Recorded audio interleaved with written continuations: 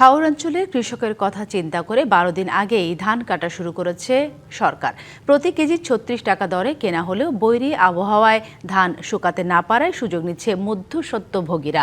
এমন পরিস্থিতিতে আরও সহজ উপায়ে ধান ক্রয়ের দাবি কৃষকের।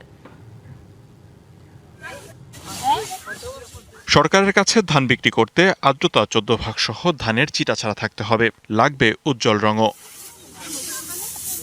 তবে বৈরী আবহাওয়ার কারণে বেশিরভাগ ধানে এমন মান নিয়ে দেখা দিয়েছে অনিশ্চয়তা। আমাদের ধান হয়তো একটা দোষ তারা দেওই, হয়তো কালো ধান, হয়তো ধানের মধ্যে চুরসা ধান পাকছে না, কাঁচা ধান লয়ে পড়ছি, ওইরকম একটা অজুহাত দেওয়া আমাদেরকে, তারা আমাদের ধান রাখে না। সকালে তো এমনিতে আর দেওয়া ধান না, সকালে দিতে হইলে 100% শুকাই দিব, মই দিব, ফলে দিতে হবে।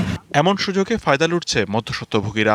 কৃষকের প্রয়োজনের সুযোগ নিয়ে প্রতিমণ ধান 600 থেকে 900 টাকা দরে কিনছেন তারা।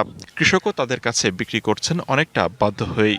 মনে বিপদ পড়ছে, আরো আমরা 800-900 করে আনছি ধান কাটালাম। আপনার লোক দেওয়া সরকারিভাবে ধান কেনায় এবং আমরা 1440 টাকা আমরা যাতে পাই। অনেক কৃষক জানেনই না সরকারি ধানের দাম, এজন্য প্রয়োজনীয় প্রচারণার অভাবকে দুষছেন অনেকে। আইয়া খাবার তো 600 টাকা 700 টাকা ধানের মন, আমরা তো কৃষি করতে জানি না গোডাউনের ধান নেই কি না নেই।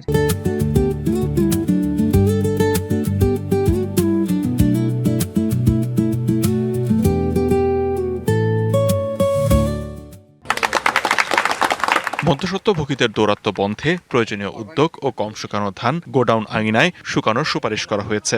আমরা যদি মনে করি যে কৃষকের ধানটা ওই 14% যে ক্রাইটেরিয়া সেটা পূরণ করতে পারছে না, আমরা সেটা আমাদের খাদ্য গুদামে শুকিয়ে নিয়ে সেই ধানটা যেন আমরা সংগ্রহ করতে পারি সেই ব্যবস্থা গ্রহণ করছে। কোনো কৃষক যদি তার ধান নিয়ে আসে, আমরা গুদাম চত্বরে যে জায়গা আছে সেখানে আমরা শুকিয়ে আমাদের বিনির্দেশ সম্মত করে আমরা সেই ধানটা আমরা খাদ্য গুদামে আমরা ক্রয় করব। সুনামগঞ্জে এবার ধান উৎপাদনের লক্ষ্যমাত্রা ধরা হয়েছে প্রায় 14 lakh metric ton.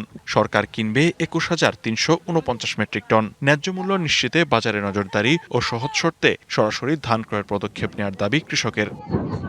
DBC news desk.